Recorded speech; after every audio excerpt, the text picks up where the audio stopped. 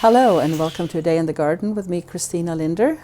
Today I thought we'd do a fun little project making little tiny tabletop trees that you can use for table centerpieces or to decorate a mantle or anything that you'd like. We're going to pour some concrete and we're going to use the concrete for bases for these little trees. And the benefit to that is that it's got a very sleek aesthetic, if that's your thing. And also the concrete provides a solid base so that the little trees don't fall over so easily. You can use any kind of a thing for a mold. A milk carton works great. Just wash it out and cut it down a little bit in height. I have a clear plastic box here that I'm going to use today just so that you can see what's going on in there. I also have a little tip for mixing concrete, and we're not going to need a lot. We just need a small amount. So we're going to actually mix it in a ziplock bag. When you're working with concrete, it is super important that you never rinse any wet concrete down your sink because your plumber is going to be very, very unhappy. And it's also very important that you don't breathe in any dust because it's corrosive. They recommend that you work in a well-ventilated area and that you wear a dust mask and gloves, which I'm not. But I'm going to urge you to do what I say and not what I do. So it's in this little plastic bag inside the box. And we're just going to gently, so we don't stir up a bunch of dust. We're going to take our little scooper.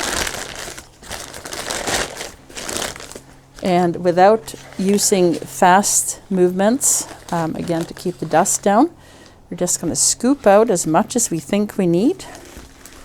Very gently here. And this is something that if you're doing this project with young children, you also want to make sure that they don't breathe the dust. So we're just going to mix it in there like that. It's very flour-like, but heavier in consistency. And if you wanted to, you could easily add some color to this if you wanted it to be colored. You could also use a little bit of glitter.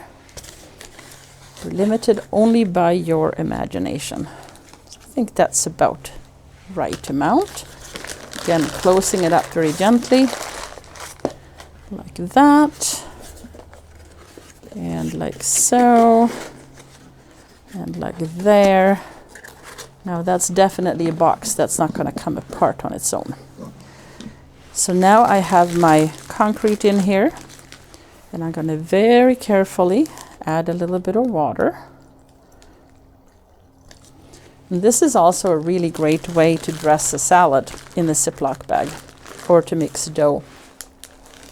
And we're going to zip it up and we're going to give it a little smush. And you want it to be quite wet and runny without any dry clumps in it. And the concrete that I'm using today is a quick set. So that means that it dries faster. Like that. It's looking pretty good, pretty sloppy. I don't see any dry bits in there. All right. So now we're going to just simply dump this into this container. Jiggle, jiggle, jiggle. And we're going to have to kind of wring it out a little bit because it likes to stay in there. I taped up the bottom of this cellophane container first so that it wouldn't leak. And it's always good to do this kind of stuff on a surface that if the concrete did leak out, that it wouldn't wreck your marble countertops or anything. That's why I've got a piece of cardboard down here. Just going to squeeze out as much as we can. And then, of course, because this is now inside a Ziploc bag, cleanup is a cinch. There we go. All right. Good. Fold that up and hide it away. So now we want to put a stick in here, and this particular lid happens to have a couple of holes in it, and we're just going to use those, and we're going to stick it in there, because even though this dries very quickly, we want to make sure that our stick stays where we want it until it is ready. All right, have to make a small modification here, like that. Looks like that's going to work quite perfectly. If you want, if you needed to secure this further, it's good to have a little Scotch tape handy. But I think that's going to work really great. So this is going to be dry within about an hour and a half or so. But we, of course, don't want to stand here for an hour. So we're going to set this aside. And we're going to take the one that I prepared earlier, like that.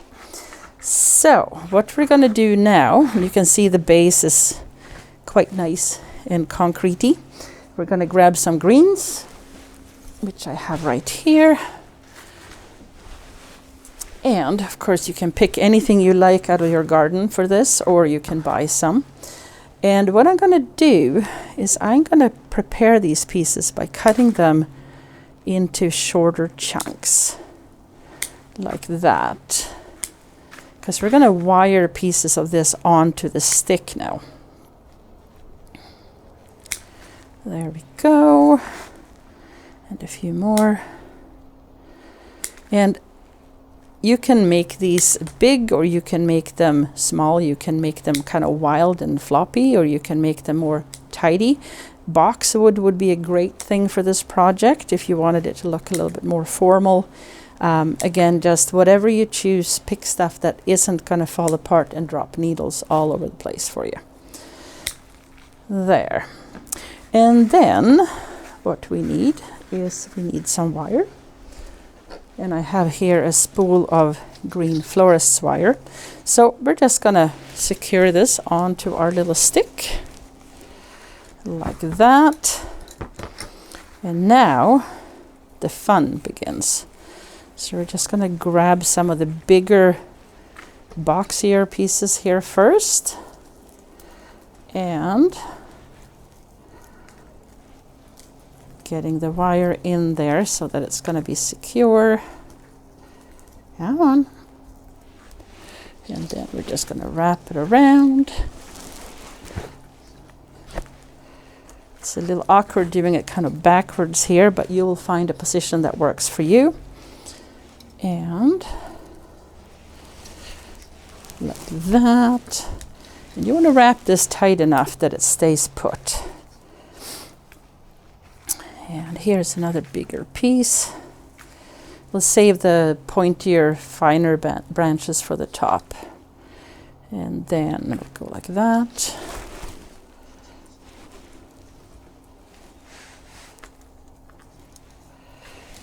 Like so. And these are really fun to use on your dining room table or on your mantelpiece. You can make a whole little forest out of them. And they're pretty quick to put together.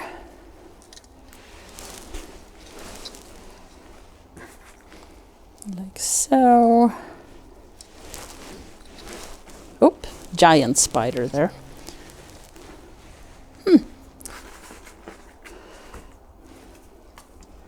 There. Spiders are awesome beneficial insects. They eat lots and lots and lots of flies and mosquitoes and other pests. And did you realize that spider legs actually employ hydraulics to move? It's pretty amazing. There. Another little piece here. And then, as we're getting to the top, we're almost there. And like so.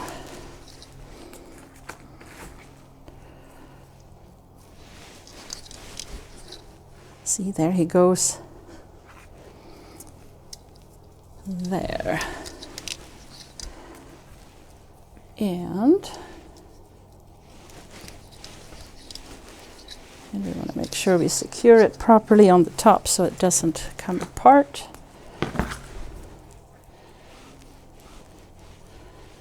There. And then I thought for a more natural look, I've got some really cute little cones here. And what I'm going to do is we're just going to take the wire and we're going to feed it around the little scales. And we're going to twist it on the back like that. And then we can just attach these little cones anywhere we want. Like that. Just twist them into place. Like, isn't that just so cute? And if you want, you can put a little star at the top, or you can put little red ball decorations in the tree if you want, or any color, of course. There. Almost done.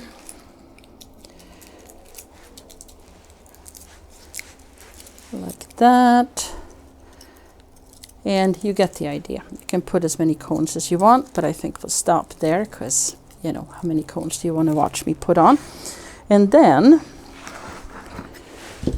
we are going to put the light string in here again.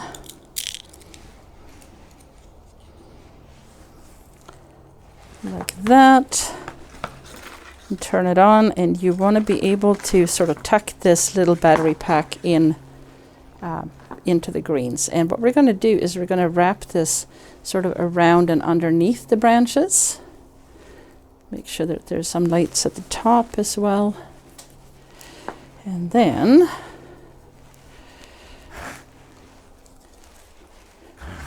we go like that.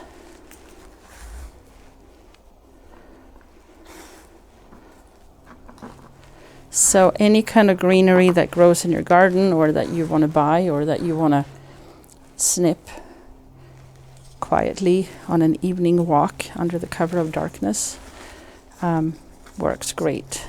And we're just going to tuck that battery pack in there so it doesn't show. And there's your little tree. Isn't that cute? There we go. Thank you so much for watching, and we will see you next time here at A Day in the Garden with me, Christina Linder. And as always, please like, follow, and share. Talk to you soon. Bye.